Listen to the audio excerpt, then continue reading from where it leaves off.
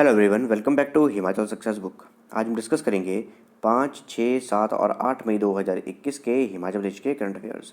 इसमें हम maximum question Himachal Pradesh के करंट अफेयर के ही डिस्कस करेंगे। स्टार्ट करते हैं डिस्कशन।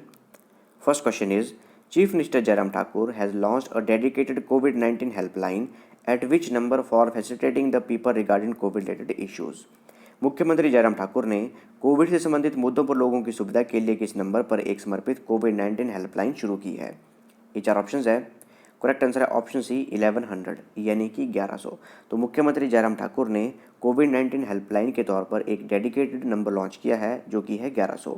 इसे मुख्यमंत्री सेवा संकल्प के रूप में भी जाना जाता है और मुख्य रूप से इसके ऊपर शिकायतें दर्ज की जाती थी, लेकिन अब इसे एज ए डेडिकेटेड कोविड-19 हेल्पलाइन के रूप में उपयोग किया जाएगा। जो भी कोविड से रिलेटेड इश्यूज़ हैं, कंप्लेंट हैं, उन्हें रजिस्टर किया जा सकता है इस नंबर पर कॉल करके, और ये टोल फ्री नंबर है। सुबह 7 बजे से लेकर शाम को 10 बजे तक इस पे कॉल कर सकते हैं और लोगों को कोविड से रिलेटेड जो भी इश्यूज़ हैं जैसे कि test, vaccination, home quarantine, medicine, ambulance और ऑक्सीजन, इस तरह के जो भी रिलेटेड इश्यूज़ हैं कोविड से रिलेटेड, उनके लिए कंप्लेंट रजिस्टर कर सकते हैं इस टोल फ्री नंबर 1100 के ऊपर। इसके अलावा जब इस डेडिकेटेड कोविड-19 हेल्पलाइन नंबर को लॉन्च किया गया तो उस समय director of information technology Ashutosh Garg, additional chief secretary JC Sharma, adviser to chief minister doctor RN Batta, secretary health Amitabh Awasthi और managing director National Health Mission doctor Nipun Jindal वो भी मौजूद थे। जो मैनेजिंग डायरेक्टर हैं नेशनल हेल्थ मिशन के डॉक्टर निपुण जिंदल, ये काफ़ी इंपॉर्टेंट पर्सनैलिटी हैं, इनका नाम याद रखिएगा।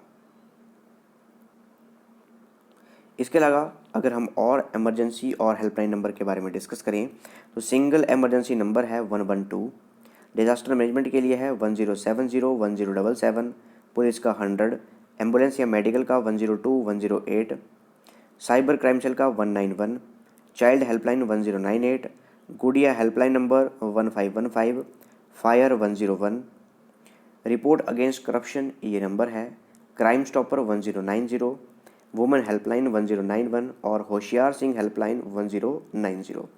इन सभी नंबर्स को ध्यान रखिएगा, एग्जाम में काफ़ी बार इनसे क्वेश्चन पूछे गए हैं।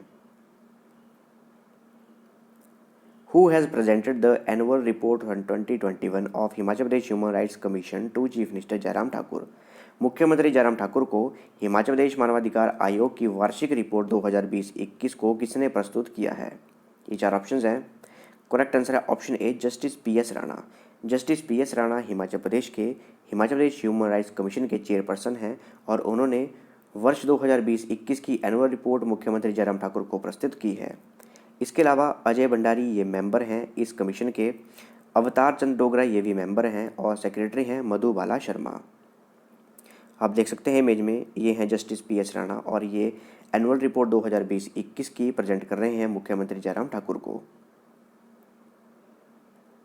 बात करें Himachal Pradesh human rights commission की, इसका हेडक्वार्टर है पाइन्स ग्रूव बिल्डिंग शिमला में और protection of human rights act 1993 के सेक्शन 21 के अंतर्गत ये कार्य करता है और इसके लिए जो रेगुलेशंस हैं वो फॉलो की जाती हैं HP human rights commission procedure regulation 1996 की।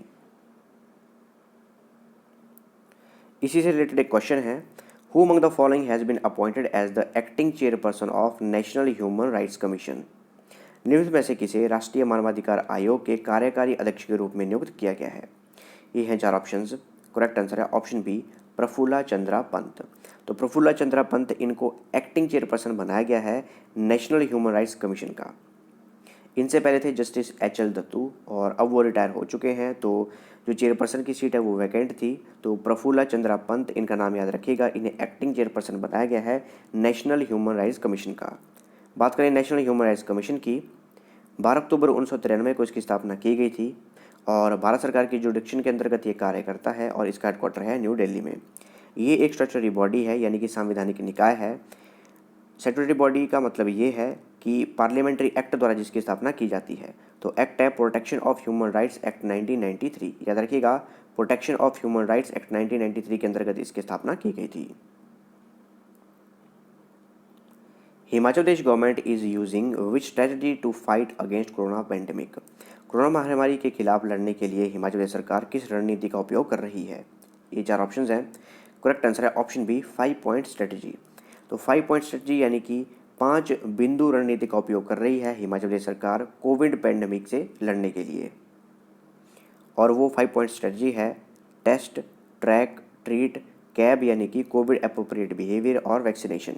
याद रखिएगा, टेस्ट, ट्रैक, ट्रीट, कैब और वैक्सीनेशन, ये वो 5 पॉइंट स्ट्रेटजी है जिसका उपयोग कर रही है हिमाचल प्रदेश सरकार कोरोना पैंडेमिक से लड़ने के लिए।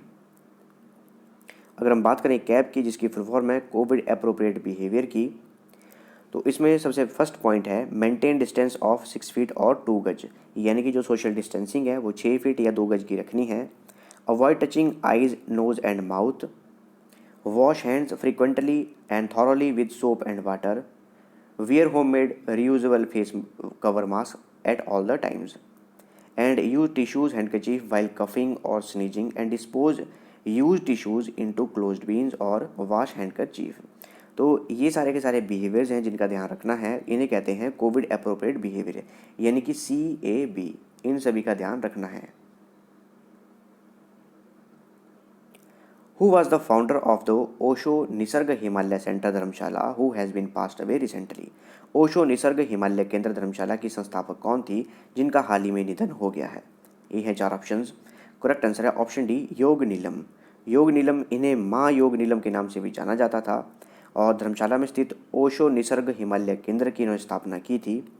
इनका जन्म 19 मार्च 1949 को हुआ था और इन्होंने 1972 में संन्यास ले लिया था और अभी इनका हाल ही में निधन हो गया है 72 वर्ष की आयु में।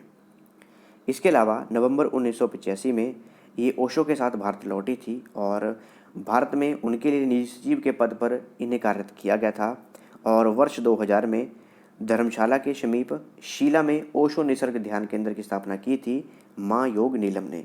याद रखिएगा, इन्हें माँ योग नीलम के नाम से भी जाना जाता था। Which IIT has invented a method to simultaneously study the variations in nerve functions and brain blood flow associated with brain disorders? किस IIT ने मस्तिष्क विकारों से जुड़े तांत्रिक कार्यों और मस्तिष्क रक्त प्रवाह में बदलाव का अध्ययन करने के लिए एक विधि का आविष्कार किया है? ये है 4 ऑप्शंस। करेक्ट आंसर है ऑप्शन डी, IIT मंडी। तो IIT मंडी द्वारा एक ऐसा मेथड इन्वेंट किया गया है जो भी हमारा नर्व फंक्शन है यानी कि मस्तिष्क का विकार है, उसमें ब्रेन ब्लड फ्लो, उससे एसोसिएटेड जितने भी ब्रेन डिसऑर्डर हैं उनके बारे में स्टडी की जाएगी।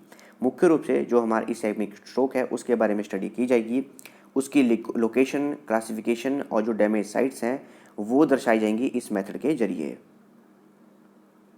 बात करें IIT मंडी की, मंडी डिस्ट्रिक्ट के कमांद विलेज में स्थित है ये। 24 फरवरी 2009 को इसकी स्थापना की गई थी। इसके चेयरपर्सन हैं प्रेमव्रत, डायरेक्टर हैं अजीत कुमार चतुर्वेदी और इसे ऑपरेट किया जाता है IIT रुड़की द्वारा। इसके अलावा IIT मंडी ऊहल नदी के किनारे स्थित है। Where is the only state Ayurvedic pharmacy of Himachal Pradesh? Himachal Pradesh का एकमात्र राजकीय आयुर्वेदिक फार्मेसी कहाँ स्थित है? ये हैं 4 ऑप्शंस। करेक्ट आंसर है ऑप्शन बी, जोगिंद्रनगर।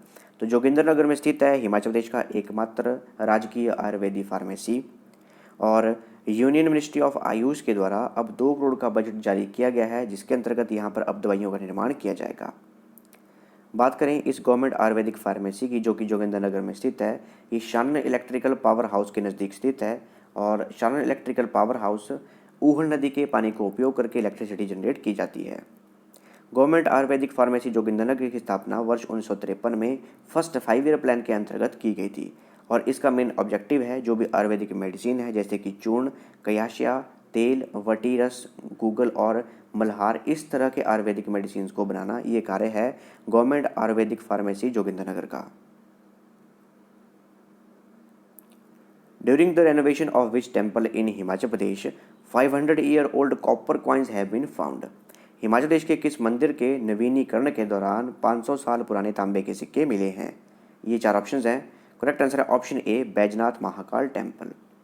तो हिमाचल प्रदेश के कांगड़ा जिले में स्थित है बैजनाथ महाकाल मंदिर और वहाँ पर जीर्णोद्धार यानी कि नवीनीकरण के दौरान जलहरी के नीचे 400 से 500 वर्ष पुराने तांबे के सिक्के मिले हैं। आप देख सकते हैं इमेज में, ये वो तांबे के सिक्के मिले हैं नवीनीकरण के दौरान। 2 मई 2021 was the death anniversary of which chief minister of Himachal Pradesh? 2 मई 2021 को हिमाचल प्रदेश के किस मुख्यमंत्री की पुण्यतिथि थी? ये हैं 4 ऑप्शंस। करेक्ट आंसर है ऑप्शन बी, यशवंत सिंह परमार। तो हिमाचल प्रदेश के निर्माता और हिमाचल प्रदेश के प्रथम मुख्यमंत्री डॉक्टर यशवंत सिंह परमार जी की पुण्यतिथि थी 2 मई 2021 को। बात करें यशवंत सिंह परमार जी की, 4 अगस्त 1906 को सिरमौर डिस्ट्रिक्ट के चाहलाग विलेज में इनका जन्म हुआ था और इनका जो होम टाउन था वो था बगतान। लाहौर में क्रिश्चियन कॉलेज में इन्होंने अपनी प्रारंभिक शिक्षा प्राप्त की थी। उसके बाद लखनऊ यूनिवर्सिटी से इन्होंने PhD प्राप्त की थी। वर्ष 1946 में संविधान सभा में इन्होंने हिमाचल प्रदेश को रिप्रेजेंट किया था और ये हिमाचल प्रदेश के प्रथम मुख्यमंत्री थे। 8 मार्च 1952 से लेकर 31 अक्टूबर 1956 तक पहली बार ये हिमाचल प्रदेश के पहले मुख्यमंत्री बने थे। उसके बाद 1956 में हिमाचल प्रदेश यूनियन टेरिटरी यानी कि केंद्र शासित प्रदेश बना था, तो इन्हें स्टेप डाउन करना पड़ा था। इसके बाद 1 जुलाई 1963 को फिर से ये मुख्यमंत्री बने थे हिमाचल प्रदेश के और 28 जनवरी 1977 तक हिमाचल प्रदेश के मुख्यमंत्री रहे थे और 2 मई 1981 को इनका निधन हो गया था। इसके अलावा इनके सम्मान में शिमला के मॉल रोड पर एक स्टैच्यू बनाया गया है और वर्ष 1985 में doctor Yashwant Singh Parmar university of horticulture and forestry की स्थापना सोलन में की गई थी। इनकी एक पुस्तक है, काफ़ी फेमस पुस्तक है, काफ़ी बार एग्जाम में क्वेश्चन आया है, polyandry in the Himalayas. Recently which Himachali famous folk singer has passed away. हाल ही में किस हिमाचली प्रसिद्ध लोक गायक का निधन हुआ है? ये है 4 ऑप्शंस। करेक्ट आंसर है ऑप्शन ए परसराम। परसराम काफ़ी फेमस हिमाचली लोक गायक थे और हाल ही में इनका निधन हो गया है। इनके मुख्य संगीत थे जैसे गिस्मो है हाका लाई, डोलमा मैडमे, दिल लाना बसंतिये, घौर पाओ तेरा, जेची मामिये, इस तरह के इन्होंने पहाड़ी गीत गाए थे। इसके अलावा संगीतकार के अलावा ये लकड़ी के काश्तकार भी थे और मुख्य रूप से ये कुल्लू डिस्ट्रिक्ट के मनाली के रहने वाले थे। ये थी हमारी आज की डिस्कशन और अगर आपको इस सेशन की PDF चाहिए तो आप मेरे टेलीग्राम चैनल से ले सकते हैं। टेलीग्राम पे सर्च कीजिए हिमाचल सक्सेस बुक और वहाँ से आप इस सेशन की PDF प्राप्त कर सकते हैं।